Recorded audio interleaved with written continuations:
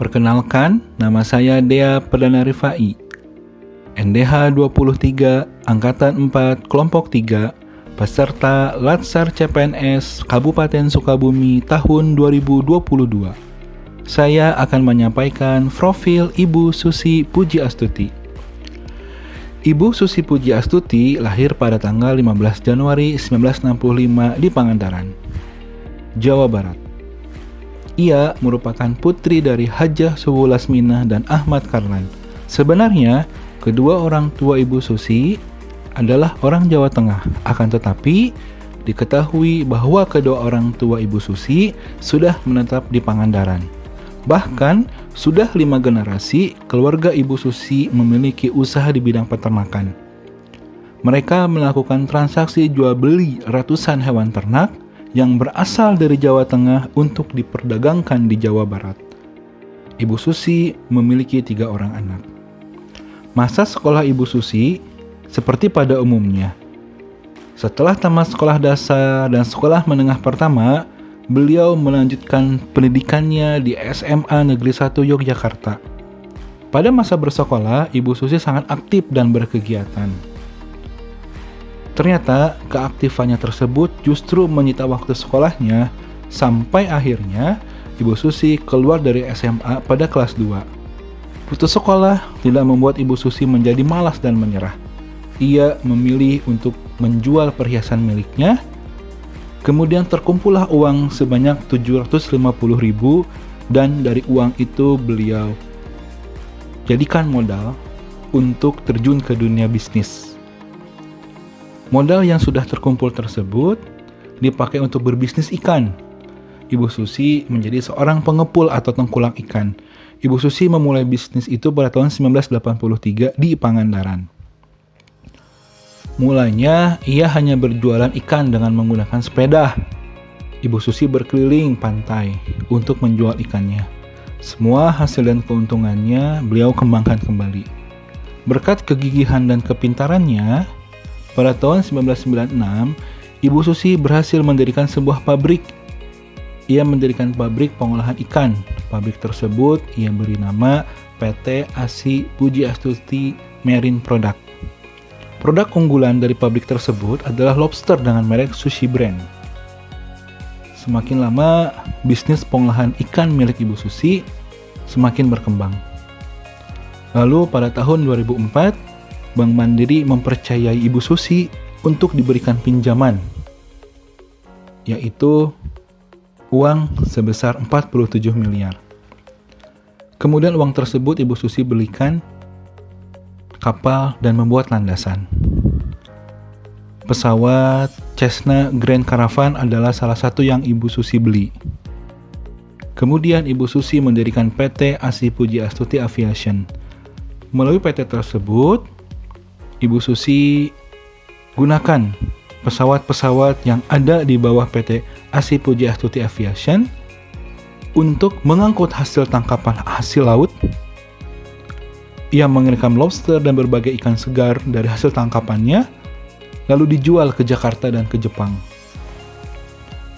Pada tahun 2004, tepatnya pada tsunami Aceh, tepatnya lagi pada tanggal 27 Desember, pesawat milik Ibu Susi mendarat pertama kali di Melaboh. Kemudian, keesokan harinya mendarat lagi dengan membawa bahan-bahan makanan dan kebutuhan lainnya, seperti beras, mie instan, air, tenda, dan lain sebagainya. Atas kesuksesan yang diraihnya, Bapak Joko Widodo pada tahun 26 Oktober 2014 menetapkan Ibu Susi sebagai Menteri Kelautan dan Perikanan.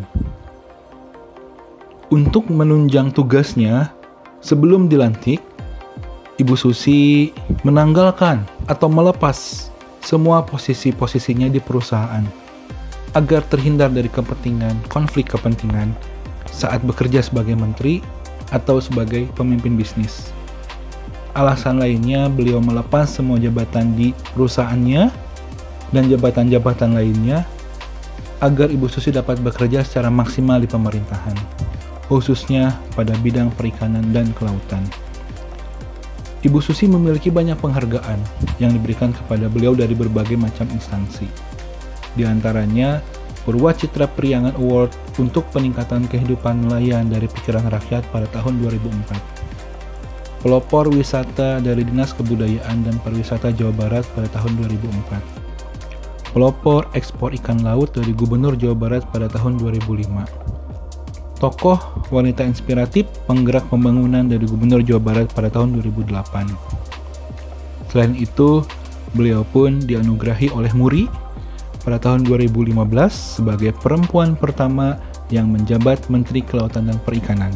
Core Value ASN menjadi titik tonggak penguatan budaya kerja yang tidak hanya dilakukan pada ASN tingkat pusat, namun juga pada tingkat daerah.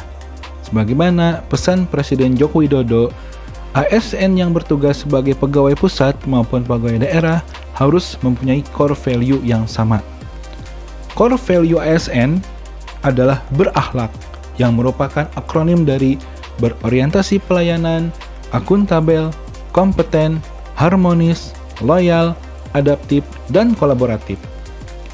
Adanya core value ini membuat aparatur sipil negara dapat memiliki kesamaan persepsi yang lebih mudah dipahami dan diterapkan oleh seluruh ASN. Adapun yang saya lihat dari Ibu Susi Pujiastuti terkait dengan nilai-nilai berakhlak yang menjadi panduan ASN adalah sebagai berikut. Yang pertama, ada berorientasi pelayanan. Ketika menjabat menjadi Menteri Perikanan dan Kelautan, Ibu Susi memberi bantuan berupa kapal dan menyalurkan bantuan kredit kepada nelayan untuk meningkatkan kesejahteraan. Akuntabel, sikap tegas Ibu Susi terkait penenggelaman kapal pencuri ikan. Tentunya hal tersebut menjadi sebuah tugas negara dan menjalankan amanah yang dilandaskan Undang-Undang Perikanan. Hal tersebut menjadi bentuk salah satu tanggung jawab sebagai seorang pemimpin, yaitu berintegritas tinggi. Kompeten.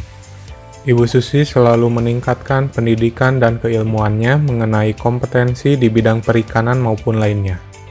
Hal ini diperlihatkan dengan mendapatkan gelar doktor dari Universitas 10 November. Selain itu, Ibu Susi mendapatkan beberapa penghargaan, contohnya Peter Benchley Ocean Award, yaitu penghargaan kemaritiman tertinggi di dunia. Harmonis. Sikap harmonis yang dimiliki oleh Ibu Susi yaitu peduli dan mampu menghargai perbedaan dengan cara menanamkan jiwa do and care, sehingga menuntut para pegawainya untuk lebih peduli terhadap sesama dan juga setiap pekerjaannya masing-masing. Serta sikap Ibu Susi yang ramah kepada masyarakat membuat beliau lebih dekat dan mampu berbaur mendengar keluh kesah yang dikemukakan oleh masyarakat. Beliau tidak segan untuk bersalaman dan berkomunikasi dengan masyarakat dan tidak membeda-bedakan setiap golongannya masing-masing. Yang kelima yaitu loyal. Sikap loyal yang dimiliki oleh Ibu Susi Pujiastuti yaitu beliau rela meninggalkan posisinya di berbagai perusahaan untuk mengabdi kepada negara, sehingga beliau bisa maksimal dalam menjalankan tugasnya sebagai menteri. Oleh Menteri Susi Pujiastuti, yaitu mengikuti perkembangan zaman.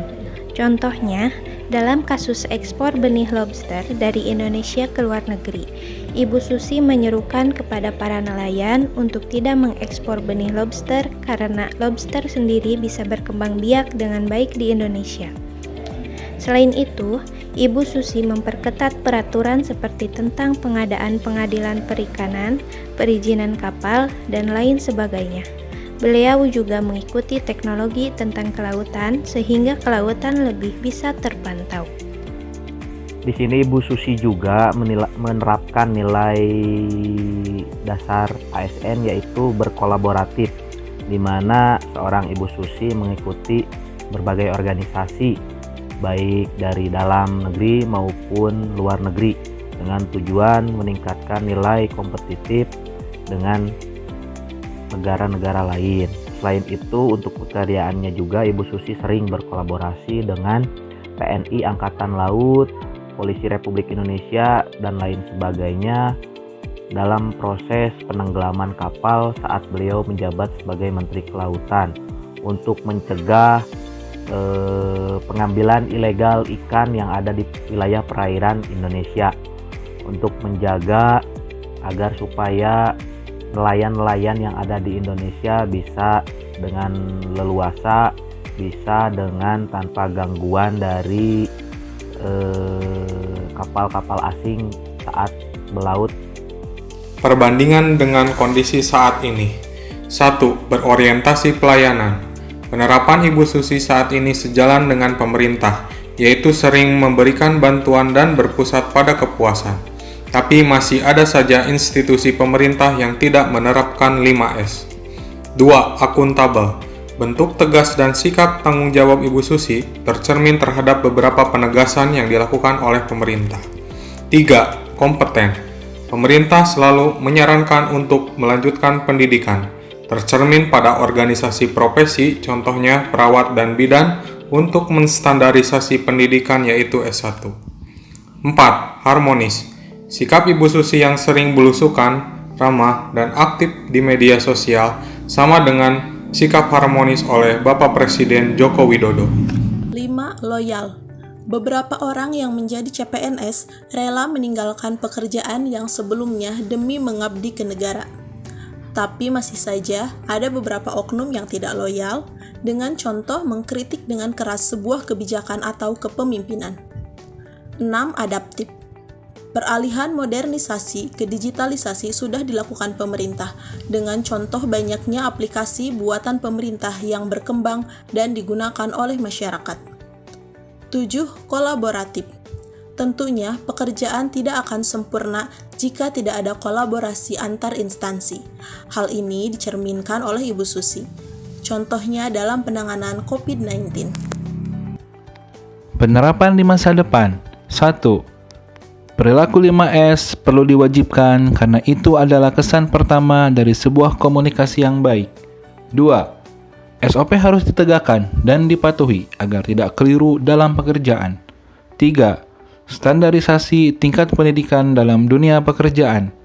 4. Penerapan sanksi bagi yang menghina atau bertindak anarkis kepada pimpinan. 5. Mengikuti perubahan global menjadi era digitalisasi. Demikian diskusi kelompok kami mengenai membandingkan dan mengevaluasi tokoh panutan yang kemudian mendeskripsikan nilai-nilai berakhlak yang terdapat pada tokoh tersebut. Kami dari kelompok 3 Angkatan 4 mengucapkan terima kasih kepada Bapak Pengampu yang telah menilai hasil pekerjaan kami. Semoga apa yang kami kerjakan dapat bermanfaat untuk masa depan. Terima kasih. Wassalamualaikum warahmatullahi wabarakatuh.